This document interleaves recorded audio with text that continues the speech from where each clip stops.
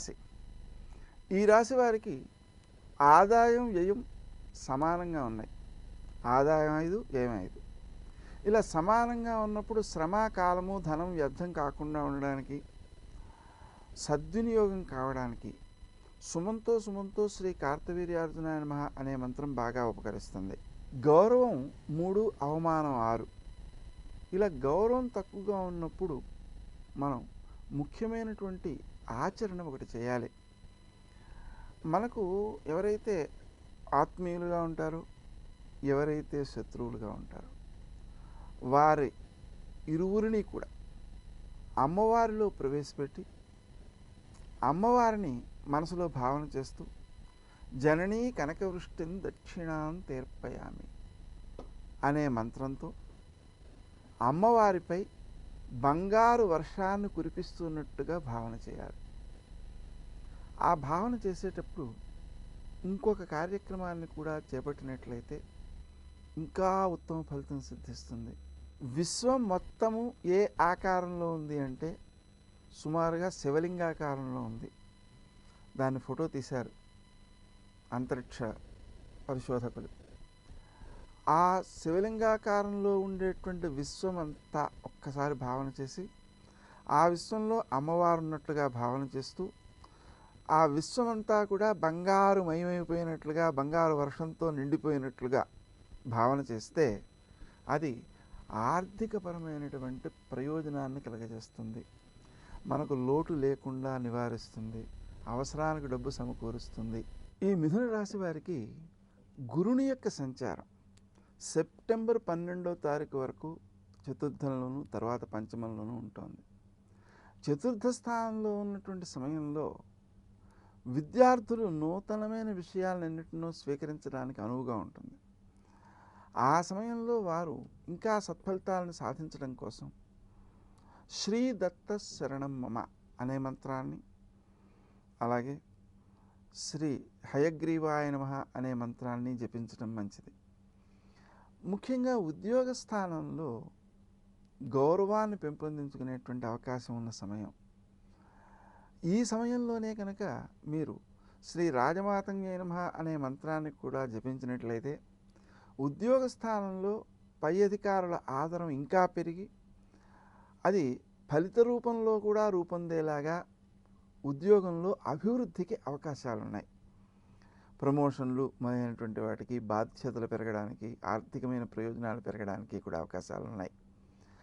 ఆ కారణంగా ఆ సమయంలో శ్రీ రాజమాతంగే నమః అనే మంత్రాన్ని ఎక్కువ సమయం జపించుకుంటూ ఉన్నట్లయితే గ్రహం ఇచ్చేటువంటి ఫలితాన్ని మనం పెంపొందించుకునే అవకాశం ఏర్పడుతుంది. ఈ సెప్టెంబర్ 12 తర్వాత గురుని యొక్క సంచారం పంచమంలో ఉంటుంది. ఆ సమయంలో పిల్లల యొక్క అభివృద్ధి కొంత కుంటుపడే అవకాశం ఉంది. కాబట్టి ఆ సమయంలో మీరు శ్రీదత్త శరణం మమ, శ్రీ హయగ్రీవాయ నమః అనే 2 మంత్రాలను పిల్లల కోసం జపించడం చాలా అవసరం. వాళ్ళ చేత కూడా ఈ మంత్రాలు జపింప చేయడం మంచిది. ముఖ్యంగా పిల్లలు పరీక్ష రాసేటువంటి సమయంలో శ్రీ హయగ్రీవాయ నమః అనే మంత్రాన్ని 3 గంటలు జపించినట్లయితే అత్యంత సత్ఫలితాలను పిల్లలు సాధిస్తారు. అవి మీకు ఆనందాన్ని కూడా కలగజేస్తాయి. శని యొక్క సంచారాన్ని దృష్టిలో పెట్టుకున్నట్లయితే వత్సరాది నుంచి జూన్ 20 వరకు సప్తమంలోను, తరువాత షష్ఠంలోను, మళ్ళీ అక్టోబర్ 26 నుంచి సప్తమంలోను ఈ శని సంచరిస్తున్నాడు. షష్ఠంలో సంచరించేటువంటి సమయంలో అంటే జూన్ 20 నుంచి అక్టోబర్ 26 వరకు ఆ సమయంలో మీకు శత్రువులు అపకారం చేయలేరు. ఒకవేళ అపకారం చేద్దామని వాళ్ళ ప్రయత్నం ప్రారంభించినా కూడా వాళ్ళ పనులలో ఆలస్యాలు, విఘ్నాలు కలిగి వాళ్ళ మీదాకా చేరలేరు. కాబట్టి మీ విజయాలు తథ్యం. తరువాతి కాలంలో సప్తమంలో సంచరించేటువంటి సమయం ఉంది కదా, అంటే సంవత్సరాది నుంచి జూన్ 20 వరకు ఉన్న సమయము, అలాగే అక్టోబర్ 26 నుంచి సంవత్సరం పూర్తయ్యే వరకు ఉన్న సమయం. ఆ సమయంలో స్నేహ సంబంధాలను పెంపొందించుకోవాల్సిన అవసరం ఉంది. మీరు చేత సాయము, మాట సాయము అనే రూపంలో మనకేమిటి ప్రయోజనం అనే విషయాన్ని ఆలోచించకుండా స్నేహితుల కోసం మీ శ్రమ, కాలము, ధనము వెచ్చించడం ద్వారా స్నేహితులను పెంపొందించుకోగలుగుతారు. వారి యొక్క అనుకూల భావనే మీ యొక్క అభివృద్ధికి ఎక్కువగా ఉపకరిస్తుంది అనే సత్యాన్ని గుర్తించాల్సిన అవసరం ఉంది. ముఖ్యంగా ఈ శని షష్ఠంలో ఉన్న సమయంలో, అంటే జూన్ 20 నుంచి అక్టోబర్ 26 దాకా ఉన్న సమయంలో వ్యయస్థానాన్ని దర్శిస్తాడు. ఆ కారణంగా ఇతరుల చేతిలో ఆర్థిక విషయాలలో మోసపోయే అవకాశం ఉంది. ఆ విషయాన్ని దృష్టిలో పెట్టుకుని సుమంతో సుమంతో శ్రీ కార్తవీర్యార్జునాయ నమః అనే మంత్రాన్ని జపించుకున్నట్లయితే ఆ ధనము వ్యర్థం కాదు. ఒకవేళ మోసగింపబడినా ఆ సొమ్ము మీరు తిరిగి పొందగలుగుతారు. నష్టపోకుండా మిమ్మల్ని మీరు కాపాడుకోగలుగుతారు. ఇక సప్తమంలో ఉన్నటువంటి సమయంలో శరీరం బద్ధకించే అవకాశాలు ఉన్నాయి.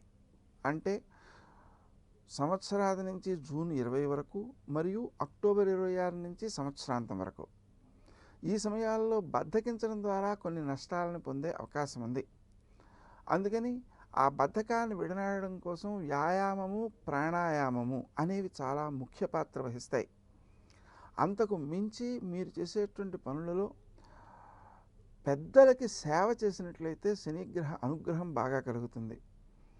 వృద్ధులకు సేవ చేసిన, చిన్నపిల్లలకు సేవ చేసిన అది ఆ సేవాభావం అనేటువంటిది శనికి నచ్చే విషయం. కాబట్టి మీరు ఎక్కువ సత్ఫలితాలను పొందగలుగుతారు. అదిగాక ముసలి వాళ్ళు ఉన్నారనుకోండి, వాళ్ళకి మీరు సేవ చేసినట్లయితే వారి యొక్క ఆశీస్సులు మీకు బాగా లభిస్తాయి. ఎందుకని వాళ్ళకి ఎవరు పలకరించే వాళ్ళు ఉండరు కదండి. అందుకని వాళ్ళు బాధపడుతూ ఉంటారు. అలాంటి బాధను తొలగించడం అనేది గొప్ప పుణ్యం అవుతుందన్నమాట. అందువలన వృద్ధ సేవ అనేటువంటిది శని దోషాలను నివారించడంలో ముఖ్య పాత్ర వహిస్తుంది. ఇక రాహుకేతువులను దృష్టిలో పెట్టుకున్నట్లయితే తృతీయంలోనూ ద్వితీయంలోనూ రాహువు నడుస్తున్నాడు. అలాగే అష్టమంలోనూ నవమంలోనూ కేతువు నడుస్తున్నాడు. ఈ కేతు అష్టమంలో తిరిగేటువంటి సమయంలోనూ రాహు ద్వితీయంలో తిరిగేటువంటి సమయంలోనూ, అంటే ఆగస్టు 17 తర్వాత అన్నమాట. ఆ సమయంలో మీరు మాట్లాడే తీరుని నియంత్రించుకోవాల్సిన అవసరం ఉంది. అనుకోని ఖర్చులు మిమ్మల్ని ఇబ్బంది పెట్టే అవకాశం ఉంది. ఆ అనుకోని ఖర్చులు వ్యర్థమయ్యేటువంటి అవకాశం ఉన్న దృష్ట్యా అలా కాకుండా ఉండడం కోసం సుమంతో సుమంతో శ్రీ కార్తవీర్యార్జునాయ నమః అనే మంత్రాన్ని జపించుకున్నట్లయితే సత్ఫలితాలను సాధించగలుగుతారు.